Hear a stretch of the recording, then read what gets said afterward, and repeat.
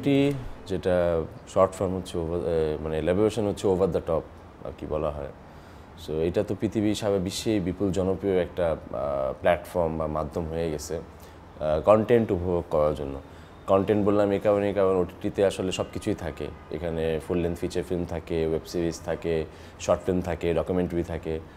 So এই জন্য অনেক রকম কন্টেন্ট আসলে এখানে থাকে। আর ওটিটি এত জনপ্রিয়তার পিছনে আসলে মূল কারণ হচ্ছে এটা পার্সোনাল স্পেসের কন্টেন্ট, মানে মানুষ আসলে পার্সোনাল স্পেসে এটা দেখে। ওটিটি আসলে একটা ব্যক্তিগত প্ল্যাটফর্ম আমি মনে করি, কি এখানে আসলে আপনি কন্টেন্টগুলা মোস্টলি একা একাই দেখবেন। হ্যাঁ ঠিক আছে, ফ্যামিলির সাথেও মানুষ দেখে অনেক কন্টেন্ট, বাট মোস্টলি ওটিটির যে আসলে সাইকোলজি এটা বানানোর পিছনে, এই প্ল্যাটফর্মটা আবিষ্কারের পিছনে, সেটা কিন্তু এটাই ছিল কি এটা আসলে মানুষ নিজেদের পার্সোনাল স্পেসে দেখবে আর কি। সো সেই জায়গা থেকে তো আমরা পৃথিবীতে এখন অনেক ওটিটি প্ল্যাটফর্ম আছে, বাংলাদেশেও অনেক ওটিটি প্ল্যাটফর্ম আছে, এবং প্রত্যেকের আসলে মূল উদ্দেশ্য ওইটাই। বলে না মানে অনেক এমন কন্টেন্ট থাকে যেটা আসলে সিনেমা হলে আমরা দেখাতে পারি না, সেন্সরশিপের ব্যাপার আছে, অনেক কিছু আছে, অনেক এমন স্ট্রং টপিক থাকে, অনেক, কারণ পৃথিবীতে আসলে অনেক ধরনের গল্প আছে। আপনি যদি ভ্যারিয়েশন আনতে চান তাহলে সকল প্রকার গল্প আপনাকে বলতে হবে। তো ওটিটি আসলে সেক্ষেত্রে হেল্প করে মেকারদের, কি ওরা আসলে মোর চ্যালেঞ্জিং বা যে গল্পগুলো আসলে সিনেমা হলে দেখানো যায় না ওই গল্পগুলো আমরা ওটিটিতে বলতে পারি। সো অ্যাজ আ অডিয়েন্স আসলে আপনি অনেক একটা ভাস্ট লাইব্রেরি পাচ্ছেন, কন্টেন্ট লাইব্রেরি, কি আপনি নিজের পছন্দ মতো আসলে ডিফারেন্ট টাইপের কন্টেন্ট দেখতে পারবেন। প্রযুক্তি উন্নত হয়েছে এবং যত ধরেন আমাদের আমরা কি বলবো, আমরা টেকনিক্যালি অ্যাডভান্স হয়েছি, আমরা আসলে অলসও হয়েছি। সো আসলে এবং আমাদের লাইক যে একটা ফ্যামিলি বন্ডিং ছিল, তারপর বন্ধুদের সাথে একটা আড্ডা ছিল, ওটা কিন্তু অনেক কমে গিয়েছে। আমরা কাজ করি, কাজে আসলে আমাদের মোবাইল ফোনের সাথে বেশি আমরা সময় কাটাই। তো সেই জায়গা থেকে মানুষের যেহেতু এটা এখন এটাকে আপনি কিছু করতে পারবেন না, এটা এখন সামনে আবার বাড়বে এই জিনিসটা, কি মানুষ আসলে একা হয়ে যাবে বা মানুষ এখন অনেকটা একা হয়ে গিয়েছে। সো ওই জায়গা থেকে কিন্তু তখন বিনোদনের মাধ্যম হিসাবে ওটিটিটাই আপনার সাথে আছে। কারণ আগে যেটা হতো সবাই দল বেঁধে সিনেমা দেখতে যেত বা টিভির সামনে পরিবারে সবাই একসাথে বসে কন্টেন্ট দেখতো, এখন তো সেই টাইমটা মিলানো সম্ভব হয় না। খুব রেয়ারলি হয়তো ঈদের সময় বা সবার যখন একসাথে ছুটি থাকে তখন হয়তো মানুষ এটা করে, বাট এটা অনেক কমে গিয়েছে, যেটা একসময় আমরা ছোটোবেলায় দেখেছি একটা রেগুলার প্র্যাকটিস ছিল আর কি। তো সেই জায়গা থেকে কিন্তু মানুষ এখন ওই একাই কন্টেন্টটা দেখে আর কি। সো শুধু সেন্সরশিপ না, আমাদের এই সামাজিক যে একটা পরিবর্তন হয়েছে, আমাদের কালচারাল যে একটা পরিবর্তন হয়েছে বা পারস্পরিক সম্পর্কেও যে একটা পরিবর্তন হয়েছে, সেটার কারণেও আসলে ওটিটিটা এখন একটা অপরিহার্য মাধ্যম হয়ে গেছে মানুষের জন্য।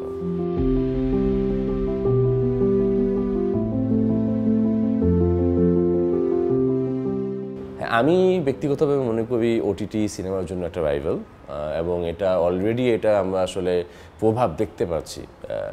অনেক বড় ডিরেক্টর পৃথিবীর যারা আসলে সিনেমা বানিয়েছেন সিনেমা হলের জন্য, তারা এখন ওটিটির জন্য কাজ করছেন। যদি মার্টিন স্করসেসির কথা বলি, ওয়ার্ল্ডের one of the best film makers, যাকে লাইক আমরা সবাই থাকে না ফলো করি। সো উনিও কিন্তু রিসেন্টলি ওনার কাজগুলো দেখা গেছে নেটফ্লিক্সের জন্য উনি আইরিশম্যান বানিয়েছিলেন, তারপর অ্যাপেল টিভির জন্য একটা কন্টেন্ট বানিয়েছেন, নামটা আমার মনে পড়ছে না। তো এরকম যখন ওল্ড স্কুল এবং লাইক পায়োনিয়ার ফিল্ম মেকার্সরা যখন আসলে ওটিটির জন্য কাজ করতেছেন, তখন আপনারা বুঝতে হবে একটা শিফট হয়ে গিয়েছে আসলে, এবং খুব স্লোলি হইলেও শিফটটা হচ্ছে। কারণ শুধু বাংলাদেশে যে সিনেমা হলের অবস্থা খারাপ তা কিন্তু না, পৃথিবীর অনেক দেশেই এই টিকিট সেলস কমেছে, বা আগে যেরকম আসলে সকল প্রকার ছবি দেখতে মানুষ হলে যেত, এখন কিন্তু সেটা হচ্ছে না। এখন শুধু মানুষ ওই সুপার হিরো মুভি বা এই টাইপের কিছু মুভি যেগুলো লার্জার দ্যান লাইফ বা মোর যেখানে ইমাজিনেশন থাকে, আসলে বাস্তবতার কোনো মানে ভিত্তি নাই, সেই সব কন্টেন্ট বেশি দেখতে যায় সিনেমা হলে। আর যেগুলো মোর গ্রাউন্ডেড গল্প, যে গল্পগুলো আসলে জীবনের গল্প, প্রেমের গল্প বা অন্য কোনো ড্রামা জনরার কাজ, এগুলো কিন্তু হলিউডেও এখন মানুষ আর হলে যাচ্ছে না, ওগুলো ওটিটিতে আসতেছে, ওটিটিতে মানুষ দেখে নিচ্ছে আর কি। সো এটা কিন্তু আগে ছিল না, আগে সকল প্রকার কন্টেন্টেরই আপনার ধরেন অডিয়েন্স ছিল যারা হলে যায় সিনেমা দেখতো। সো অবভিয়াসলি এটা একটা আমি বলবো কিছু একটা ভাবতে হবে ডিফারেন্ট টু, মানে মানুষকে আসলে সিনেমা হলে নিয়ে যাওয়ার জন্য। এখন সব মেকআপ তো আর মার্ভেলের ছবি বানাবে না, আর সকল ছবি যদি সুপার হিরো ছবি হয় তাইলে তো ভালো লাগবে না। লাইক সুপার হিরো ছবিগুলো রিসেন্টলি কয়েকটা কিন্তু ফ্লপ করছে আর কি, মাঝখানে একটা ওদের খুব ইয়া উঠেছিল, জোয়া উঠেছিল, খুব হিট হচ্ছিল, বাট এখন কিন্তু আবার মাঝখানে বেশ কয়েকটা ছবি ফ্লপ হয়েছে। সো আসলে এটা থিঙ্কিং একটা ব্যাপার কি আসলে আমি এমন কি বানাবো যেটার কারণে আসলে আমার গল্পটাও থাকবে, মানুষটা ভালো গল্প দেখতে পাবে, এবং ওই লার্জার দ্যান লাইফ একটা মানে ইমেজ স্ক্রিনে মানুষ দেখতে পাবে। আমার কাছে মাধ্যমটা কখনোই ওইভাবে গুরুত্বপূর্ণ হয়নি, মানে আমার কন্টেন্টটা আসলে টিভিতে যাচ্ছে না, ওটিটিতে যাচ্ছে না, সিনেমা হলে যাচ্ছে, এটা নিয়ে আমি কখনোই ভাবিনি। কারণ ওই যে আমি আগেও বললাম যেটা কি আসলে এটাকে আপনি আটকাইতে পারবেন না, জোরপূর্বক আপনি এটাকে থামিয়ে রাখতে পারবেন না। মানুষের আসলে কন্টেন্ট যেখানে দেখতে ইচ্ছা করবে সে সেখানেই দেখবে। সে যদি চিন্তা করে না আমি বিকি জাহিদের কন্টেন্ট আসলে মোবাইল ফোনেই দেখবো, তো সেই মোবাইল ফোনেই দেখবে, আমি জোর করে তাকে হলে নিয়ে যেতে পারবো না। সো আসলে সেটা নিয়ে আমি ভাবিও না, পার্সোনালি আমার কথা বলতেছি। আমার কথা হচ্ছে আসলে কন্টেন্টটা ভালো হইতে হবে, যেটা বানাচ্ছি ওইটা যেন কিছু একটা মেসেজ দেয় মানুষকে, বা ওইটা দেখে মানুষ যেন থাকে না কোনো একটা অনুভূতি ক্রিয়েট হয়। আমরা তো আসলে ফিল্ম বানাই কিসের জন্য? আমাদের ভিতরে যে বিভিন্ন রকম অনুভূতি আছে ওগুলোকে টাচ করার জন্যই আর কি। সো আমি দর্শকদের অনুভূতিকে টাচ করতে চাই। সো আমার কাছে পার্সোনালি প্ল্যাটফর্ম ম্যাটার করে না। এটা আসলে এরকম কিছু না কি আমি ওই জীবনে একটা ছবি আমার বানাতেই হবে সিনেমা হলের জন্য, আমি বানাবো। সেটা যদি হলে আসে মোস্ট ওয়েলকাম, অবশ্যই ভালো লাগবে বিগ স্ক্রিনের ছবি দেখতে। বাট সেটা যদি ওটিটিতেও আসে পরিস্থিতির কারণে, থাকে না মানুষ যখন সিনেমা হলে যাচ্ছে না, সেরকম যদি কিছু হয় সেক্ষেত্রে সেটাতেও আমার কোনো সমস্যা নেই, এবং এটা প্রত্যেকটা নির্মাতায় কিন্তু মেনে নিয়েছে। আমি হলিউডের কথা বলতেছি, বড় বড় সব মেকারদের সিনেমা কিন্তু আপনার ওটিটি প্ল্যাটফর্মে আসতেছে, স্পিলবার্গ, স্করসেসে, এদের ছবি যদি আসে ওটিটি প্ল্যাটফর্মে, সো আমারটা কেন আসতে পারবে না? সো আই থিঙ্ক এটা কোনো বড় বিষয় না, বাট আমাদের আসলে সিনেমা হলটাকেও আসলে বাঁচিয়ে রাখতে হবে, বিকজ বিগ স্ক্রিনের যে এক্সপিরিয়েন্স ওইটা কিন্তু আসলে কখনোই আপনি মোবাইল ফোনের ছবি দেখে পাবেন না। কারণ সিনেমা হলে যখন কোনো কিছু আমরা দেখি তখন কিন্তু অনেক লং শটও কিন্তু অনেক স্পষ্টভাবে আমরা দেখি, যেটা মোবাইলে কিন্তু দেখা যায় না। মোবাইলে মানুষ ক্লোজ শটটা বেশি ভালোভাবে দেখে। সো অ্যাজ এ মেকার আপনি কিন্তু তখন একটু যদি চিন্তা করেন কি মোবাইল ফোনে মানুষ কন্টেন্টটা দেখবে, কিছু শর্টস কিন্তু আপনার ধরেন তখন চিন্তা করে নিতে হয়, যেহেতু এটা ছোট্ট পর্দায় দেখবে, ও বুঝবে কি না। বাট সিনেমা হলে কিন্তু এটা নাই, আপনি ফ্রিলি যে ধরনের আপনার শর্ট সাইজ ঠিক করা, মানে আপনি প্ল্যান করেছেন, আপনি সব কিছু নিতে পারবেন। সো আসলে দুইটাই ইম্পর্টেন্ট, বাট ওই সিনেমা হলকে আসলে চাঙ্গা রাখার জন্য শুধুমাত্র ঈদ নির্ভর যে আমাদের আসলে সিনেমা বিজনেসটা কি, 2 ঈদে সবাই টার্গেট করে কি ঈদে নিজের ছবিটা রিলিজ দেবে, আর সারা বছর আসলে কোনো ছবি আসে না। এইভাবে তো আসলে একটা ইন্ডাস্ট্রি চলে না, মানে ওই জিনিসটাকে নিয়ে আসলে কাজ করতে হবে।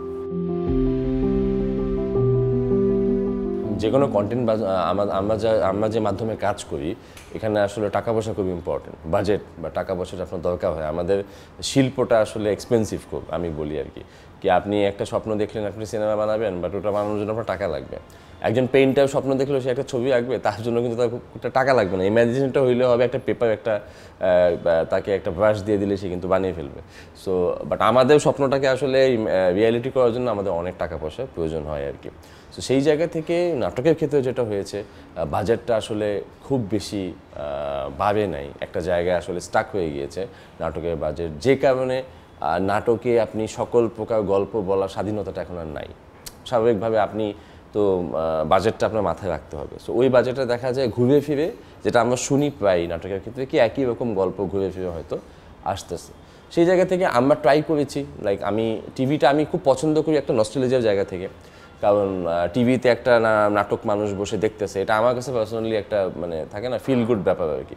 সো ওই জায়গা থেকে আমি কষ্ট হলেও টিভির জন্য এখনও কাজ বন্ধ করিনি, মাঝে মাঝে আমি করি জাস্ট ওই নস্টালজিয়া ফ্যাক্টর দিয়েই। কিন্তু যেটা রিয়ালিটি সেটা হচ্ছে ওটিটিতে বাজেটটা বেশি। তো যখন একটা বাজেট বেশি হবে আপনি ওটিটিতে, তখন কিন্তু আপনি যে গল্পটা ভেবেছেন সেটা কিন্তু আপনি মোর প্রেসাইসলি আরও সুন্দরভাবে যত্ন নিয়ে অনেক দিন শুটিং করে তারপর তৈরি করতে পারবেন। সো ওইটাও যে এন্ড রেজাল্ট আসবে সেটা দেখে কিন্তু আপনি নিজেই স্যাটিসফাইড হবেন।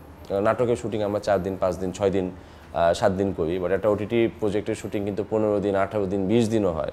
সো ডিফারেন্সটাই আপনি এখানে খেয়াল করুন, অলমোস্ট ডাবল দ্বিগুণ ডেইজের শুটিং হয়।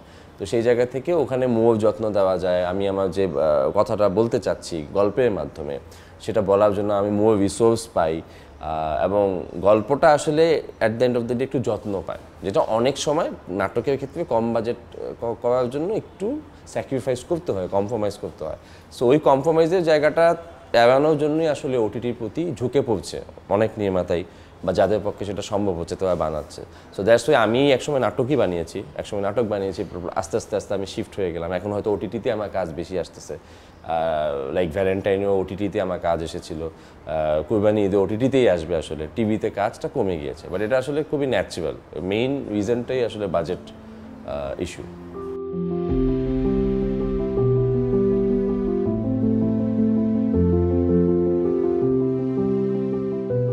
সিনেমা হল থেকে যে এখন আসলে মোবাইলে চলে এসেছে, আপনি সিনেমার কথাই বলি, আমি ফিল্মের কথা, যেটার নাম এখন বলা হয় ওটিটি ফিল্ম, ডিজিটাল ফিল্ম বা ওয়েব ফিল্ম, একটা শব্দ চলে আসছে। সো এইটা আসলে মানে যে রাতারাতি হয়েছে ব্যাপারটা তা না। এটা পিছনে মূল কারণ আমি মনে করি আমরা অনেক বেশি ডিপেন্ডেন্ট আমাদের স্মার্টফোনের উপর। সো ওই জায়গা থেকে আমি মনে করি আসলে যত বেশি স্মার্টফোনগুলো আপগ্রেড হয়েছে, থাকে না দাম তো বাড়তে বাড়তে এখন আমার মনে হয় কিছু কিছু স্মার্টফোনের দাম 2 লাখ টাকাও হয় বা 2.5 লাখ টাকাও হয়। এটা কিন্তু হিউজ একটা অ্যামাউন্ট। সো যত স্মার্টফোনের দাম বেড়েছে, স্মার্টফোনগুলো আপগ্রেড হয়েছে, মানুষ তত বেশি ডিপেন্ডেন্ট হয়েছে স্মার্টফোনের প্রতি। এবং যেহেতু আমাদের সারাদিনের একটা বড় অংশ আমরা আমাদের ফোনে থাকি, সো ওই জায়গা থেকে আমার কাছে মনে হয় ওই সময় থেকে যখন থেকে আমরা ওই ফোনের প্রতি আমাদের ডিপেন্ডেন্সি বাড়তে শুরু করছে, তখন থেকে শিফটটা শুরু হয়ে গিয়েছিল কি আসলে মানুষ এখন কন্টেন্ট ওই মোবাইলেই দেখবে, সেটা নাটক হোক, ওয়েব সিরিজ হোক, ওয়েব ফিল্ম হোক, অথবা বড় পর্দার সিনেমাই হোক। যেমন আমি এটা খেয়াল করেছি, অনেক আছে এরকম ক্রেজি ফ্যান কোনো একজন আর্টিস্টের, তারাও দেখা গেছে সিনেমা হলে না গিয়ে ওয়েট করে কি আচ্ছা ঠিক আছে এটা তো 1 মাস বা 2 মাস পর ওটিটি প্ল্যাটফর্মে আসবে, ওই সময় দেখবে। এবং প্ল্যাটফর্মে আসার পর কিন্তু তারা দেখে রিভিউজও করে। সো সো এই ব্যাপারটা আসলে আমি বলবো এটা অভ্যাস। কিছু মানুষ আসলে ওই ওই ওই স্পেসেই আসলে অভ্যস্ত হয়ে যাচ্ছে ধীরে ধীরে, যে কারণে আসলে গ্র্যাজুয়ালি সিনেমাটা আস্তে আস্তে করে কিছু করে মোবাইল ফোনে আসলে শিফট হয়ে যাচ্ছে।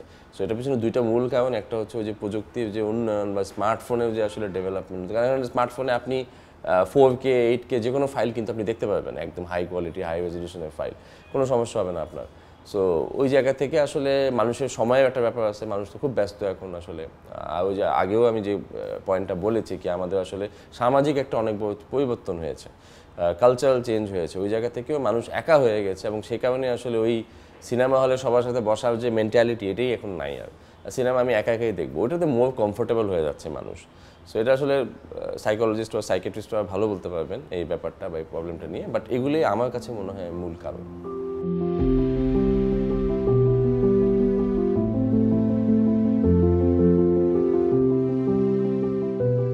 মূল ব্যাপার যেটা হয় আমার কাছে মনে হয় এখানে কম্পিটিশনটা অনেক বড় একটা ফ্যাক্টর। কারণ এখন ওপেন, আপনার সব কিছু ওপেন, সবার কাছে সব রকম অ্যাপ আছে। আপনার পৃথিবীর যে কোনো দেশের যে কোনো কন্টেন্ট আসলে মানুষ এখন চাইলে দেখতে পারে। সো আপনি অ্যাজ আ মেকআপ যখন কোনো একটা কন্টেন্ট তৈরি করবেন, তখন আপনি কিন্তু শুধুমাত্র বাংলাদেশের কন্টেন্টের সাথে কম্পিট করতেছেন না, প্যারালালি আপনাকে নেটফ্লিক্স, অ্যামাজন প্রাইম এই কন্টেন্টের সাথে মিলাবে। আপনাকে ভিকি ভাই বানাইছে, ওটার সাথে তো ওইটা ভালো ছিল, নেটফ্লিক্সে ওইটা ভালো ছিল। বাট রিয়ালিটি কিন্তু তা না। নেটফ্লিক্সের কন্টেন্টের বাজেট এবং ধরেন আমাদের দেশে ওটিটি প্ল্যাটফর্মের কন্টেন্টের বাজেট কিন্তু হিউজ, এটা হিউজ ডিফারেন্স, এটা সাধারণ মানুষ এটা বুঝে না। সো অ্যাজ আ মেকার আমাদের যে চ্যালেঞ্জ থাকে ওই ইলিউশনটা তৈরি করা কি কোয়ালিটি ওয়াইজ আসলে আমরা কাছাকাছি গিয়েছি বা গল্প ওয়াইজ কাছাকাছি গিয়েছি।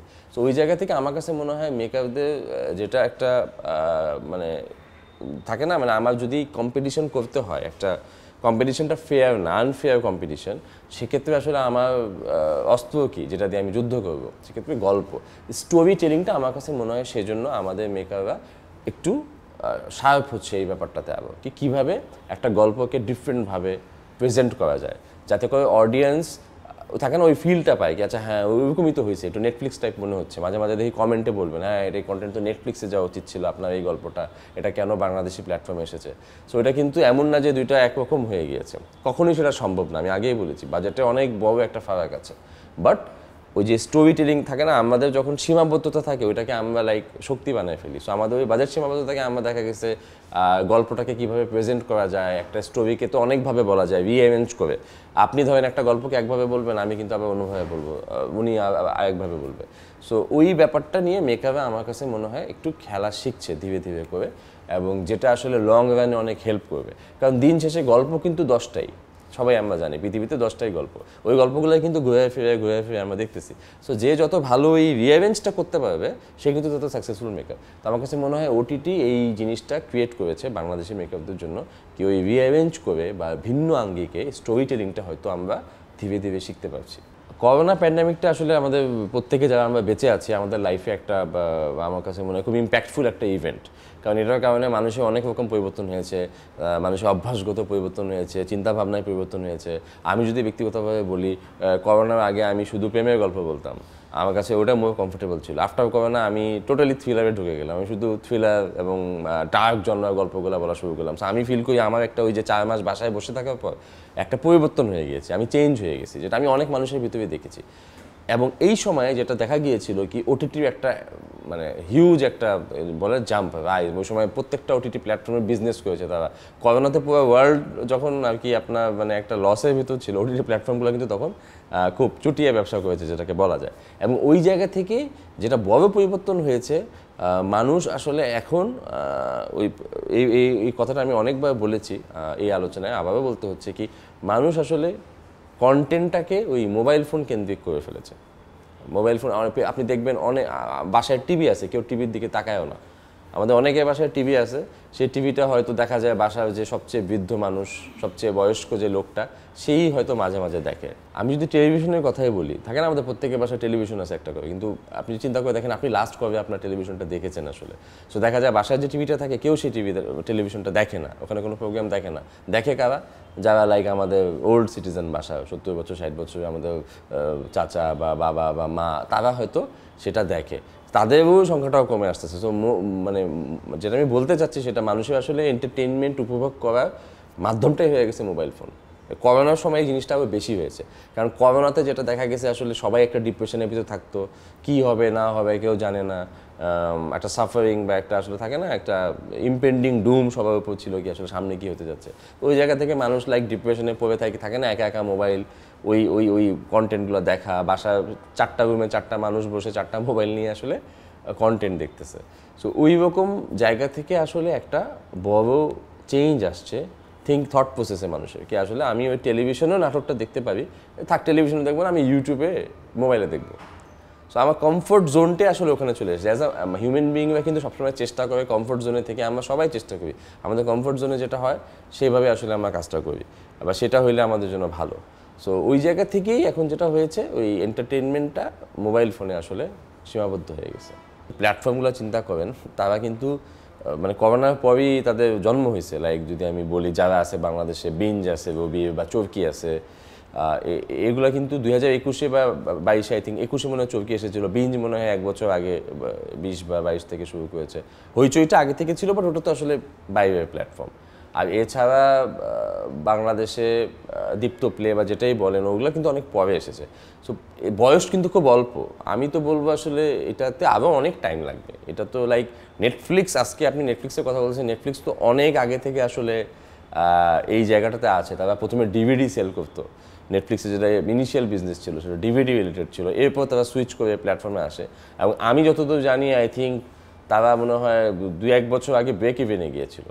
সো লাইক এটা একটা লং প্রসেস, আপনাকে ইনভেস্ট করতে হবে এই মাধ্যমটার পিছনে এবং সময় দিতে হবে এবং আপনার লাইব্রেরিটা আপনার ইনভেস্ট করতে হবে। এটা এমন না কি আপনি 2 বছর 3 বছরের প্ল্যান নিয়ে নেমেছেন, 2-3 বছরে আপনি আসলে এখান থেকে অনেক প্রফিট করে বের হয়ে আসবেন, একদমই না। ব্যাপারটা কিন্তু অনেক ইটস এ টেস্ট ম্যাচ, আমি বলবো এটা লম্বা খেলা, আপনার খেলতে হবে।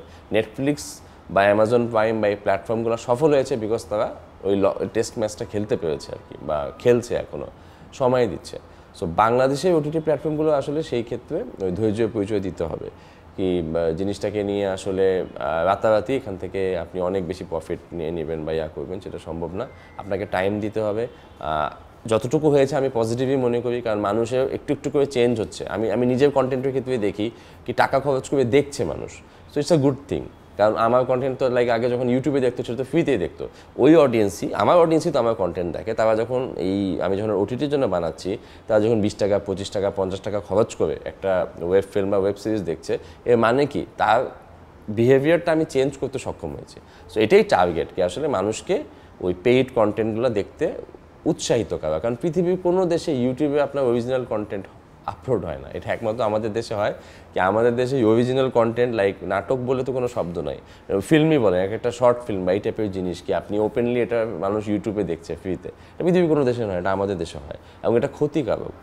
বিকজ আলটিমেটলি অনেক ভালো গল্প এভাবে আসলে নষ্ট হয়ে গিয়েছে যে ফ্রি মাধ্যমে দেখার কারণে। সো আমার কাছে মনে হয় মানুষকে আসলে ওই প্যাটার্নে নিয়ে আসতে হবে কি, তোমার ভালো একটা কন্টেন্ট দেখতে হলে তোমার কিছু টাকা খরচ করে দেখতে হবে আর কি। একজন ডিরেক্টর তো মানুষকে শিক্ষা দিতে আসেনি, আমি এটা মনে করি এটা ডিরেক্টরের কাজও না। আমাদের যে শিক্ষাটা লাভ করা দরকার সেটা আমরা স্কুল থেকে লাভ করবো বা বাবা মা ফ্যামিলি থেকে লাভ করবে। ভিকি জাহেদ তো কাউকে এডুকেট করার জন্য কন্টেন্ট বানাচ্ছে না। সো আমি তো কন্টেন্ট বানাই এন্টারটেন করার জন্য। এখন এন্টারটেনমেন্ট অনেক রকম আছে। আমি কখনো এমন একটা গল্প বলবো নিটোল প্রেমের গল্প, সেটার থেকে মানুষ এন্টারটেইন হবে। আবার আমি একটা থ্রিলার বলবো যেখানে প্রচুর রক্তারক্তি হবে, খুন হবে, এক্সেট্রা এক্সেট্রা হবে, সেটা আরেক ধরনের entertainment. So as a maker আমি কিন্তু এই ভ্যারিয়েশনটা চাইবো আমার ফিল্মোগ্রাফিতে। আমি কখনোই চাইবো না আমি শুধুমাত্র একই রকম ওই নিটোল প্রেমের গল্পই বলে যাব, সেটা আমার জন্য বোরিং, আমি আসলে পারবো না।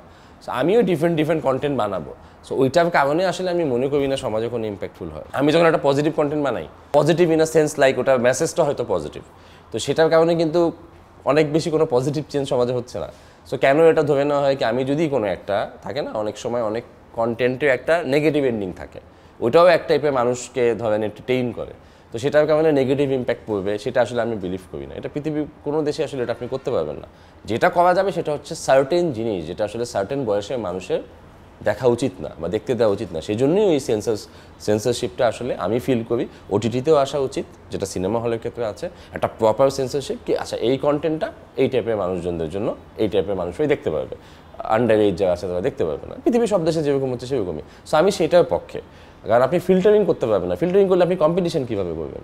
নাটক তো যেটাই আপনি বলেন কি একটা সময় অনেক লাইক নাটকেও যে আপনি একটা সোনালী যুগ বলা হয় বা যেটাই বলা হয়, সো ওই জায়গা থেকে এখন যদি কেউ বলে কি গল্পগুলো একটু একরকম হয়ে যাচ্ছে, তো সেটা তো অনেক বড় কারণ এই ফিল্টারিংই, কি অনেক ধরনের গল্প মেকআপরা বলতে চায় বাট বলতে পারে না।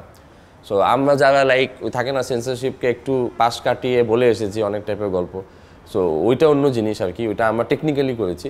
বাট আসলে আপনি যখনই নিজের ওই শিল্পের সাথে আর কি ওই টেকনিক অ্যাপ্লাই করবেন, একটু কম্প্রোমাইজ করবেন, তখন আলটিমেটলি শিল্পের ক্ষতি হবে। সো আমি ফিল করি মেকআপের দায়িত্ব কখনোই এটা না কি সমাজকে সে আসলে শিক্ষা দিবে, এটা একটা ডিরেক্টরের দায়িত্ব না। সে এন্টারটেইন করার জন্য কন্টেন্ট বানাচ্ছে, সে এন্টারটেনমেন্টটা করবে, খেয়াল রাখতে হবে আসলে যার জন্য সে এন্টারটেনমেন্টটা দিচ্ছে সে পাচ্ছে কিনা। কারণ প্রত্যেকটা কন্টেন্ট কিন্তু একটা সার্টেন অডিয়েন্সের জন্য মেন করে বানানো হয়, আর ওটা যদি ওই অডিয়েন্স না দেখে অন্য কেউ দেখে, অবশ্যই তার জন্য হয়তো সেটা নেগেটিভ একটা ইম্প্যাক্ট করতে পারে। এই জন্যই আমি ফিল করি ওটিটিতেও আসলে একটা প্রপার সেন্সরশিপ হয়তো আসা উচিত, যেটা হয়তো আমার কাছে মনে হয় যেটা নিয়ে কাজও হচ্ছে এবং হয়তো আমরা সেটা দেখতে পাবো ইমপ্লিকেশন। আমার জন্য পার্সোনালি কয়েকজন মেকার খুব ইম্পর্টেন্ট ভূমিকা পালন করেছে আমার আর্লি স্টেজে, যখন আমি ভাবতে শুরু করেছি কি আমি এটা কাজ করব, ফিল্ম মেকিং, ফিল্ম বানাবো। সো সেটার ক্ষেত্রে স্ট্যানলি কুব্রিক অনেক বড় একটা নাম, উনি খুব আমাকে ইনফ্লুয়েন্স করেছিল, এবং মার্টিন স্করসেসি, তারপর রিসেন্ট নতুনদের মধ্যে টারান্টিনো যারা একটু পরবর্তীতে আসছিল তাদের কাজ। সো কুব্রিকের কাজ অনেক বেশি আমাকে ইনফ্লুয়েন্স করেছে। আমার মনে হয় কি উনি মাত্র 9টা বা 10টা এরকম খুব অল্প কিছু ছবি বানিয়েছেন, ক্যারিয়ার কিন্তু অনেক লম্বা 58 বছরের ক্যারিয়ারে, বাট উনি আসলে প্রত্যেকটা গল্প এমনভাবে বলেছেন, প্রত্যেকটা ছবি আসলে এক একটা আমি মনে করি এনসাইক্লোপিডিয়া, মানে আপনি ওটা দিয়ে অনেক কিছু নিতে পারবেন অ্যাজ আ ফিল্ম মেকার আর কি, মানে নেওয়া অনেক কিছু আছে। তারপর আপনি হিচকক আছে, আলফ্রেড হিচকক, মানে থ্রিলারে আমি যত থ্রিলার কাজ জনপ্রিয় হয়েছে আমার অনেক, তো সেক্ষেত্রে আমি ফিল করি হিচককের কাছে আমি অনেক বেশি থাকে না ওনার কাছ থেকে অনেক বেশি শিখেছি আর কি, ওনার ফিল্মগুলো দেখে বা ওনার ফিল্ম মেকিং স্টাইল থেকে। আর বাংলাদেশে যদি বলা হয় আমি তো হুমায়ুন আহমেদের অনেক বড় ফ্যান। সো ওনার বই পড়ে আসলে ইমাজিনেশনটা স্ট্রং হয়েছে, কি থাকে না মানে অ্যাজ আ ফিল্ম মেকারদের তো আসলে অনেক বেশি ইমাজিনেশন থাকতে হয়, কল্পনায় আপনি যত বেশি ভাবতে পারবেন তত আসলে আপনি ওই কল্পনাকে রিয়েলিটি করে ভিজুয়ালি আনতে পারবেন। তো সেক্ষেত্রে হুমায়ুন আহমেদ স্যারের অনেক বড় আসলে অবদান আছে আমার ক্যারিয়ারে আমি মনে করি। সো এই কয়টা নাম যারা আসলে খুব ইম্পর্টেন্ট আমার জন্য। মেকআপদের ক্ষেত্রে তো লাইক আমাদের সিনিয়র যারা আছেন লাইক নিপুণ ভাই, উনি খুব ভালো কাজ করে, আশফাক নিপুণ ভাই, তারপর শিহাব শাহিন ভাই খুব ভালো কাজ করে। একদম ওটিটিতেই নাম করেছে এরকম কিন্তু আমার মনে হয় কেউ নাই। ওই জায়গায় যদি বলতে হয় তাহলে আমি বলবো যে শাওকি ভাইয়ের নাম, সৈয়দ আহমেদ শাওকি। উনি খুব বেশি নাটক টাটক করেন নাই, খুব অল্প আই থিঙ্ক 2-1টা করেছেন, বাট উনি যে কারাগার তাকদীর 2টা সিরিজ ছিল, খুব ভালো করেছেন। আমি ওনার কাজ খুব পছন্দ করি, সো উনি খুব ভালো কাজ করছেন। আপনার এছাড়া রবিউল আলম রবি আছেন, উনিও মাঝে মাঝে ভালো কাজ, মানে উনি খুব গ্যাপে গ্যাপে কাজ করেন, বাট যখন করেন ভালো কাজ হয়। সো এরা লাইক টোটালি আমি বলতে পারি কি ওটিটি ওরিয়েন্টেডই ছিলেন আর কি, ওইভাবে টিভিতে আসলে ওনাদের কোনো কাজ হয়নি। যারা অ্যাক্টিং করছেন একটা তো আমরা জানি যে যেসব নাম সবাই জানি তারা তো আছে, এছাড়া এর বাইরে যারা নতুন যারা ভালো কাজ করছে তাদের মধ্যে খাইরুল বাশার খুব ভালো করছেন আমার কাছে মনে হয়। উনি খুবই প্রমিসিং একজন অ্যাক্টর যাকে আসলে মাধ্যমেই সকল প্রকার মাধ্যমে আসলে ইউটিলাইজ করা যায়। এছাড়া নতুনদের মধ্যে প্রান্তর দস্তিদার আছেন, উনি খুব ভালো করেন। জুনায়েদ বগদাদি নামে একজন আছেন, উনি খুব ভালো করছেন। আমি রিসেন্টলি রেহানের সাথে কাজ করছি, সো রেহান খুব ভালো, মানুষ খুব পছন্দ করছে ওর কাজ। সো এই তো মানে এরা হচ্ছে বেসিক্যালি মোর আপনার নতুনদের একটা ইয়াটা লিড দিচ্ছে আর কি, নতুন নতুন যে অ্যাক্টর অ্যাক্ট্রেস আসতেছেন তাদের লিড দিচ্ছে। আর মেয়েদের মধ্যে তটিনী খুব ভালো করছে, নিহা আছে, তারপর হচ্ছে আপনার সাদিয়া এমন খুব ভালো করছেন। আর বড়দের ভিতরে তো আমরা জানি আফরান নিশো, মোশাররফ করিম, চঞ্চল চৌধুরী, এরা সবাই খুব ভালো, এবং যখনই এদের ওটিটিতে কাজ আসে মানুষ একটা আলাদা আগ্রহ নিয়ে দেখে। মেহজাবিন চৌধুরী মেয়েদের মধ্যে অনেক জনপ্রিয়, তাসনিয়া ফারিন আছেন,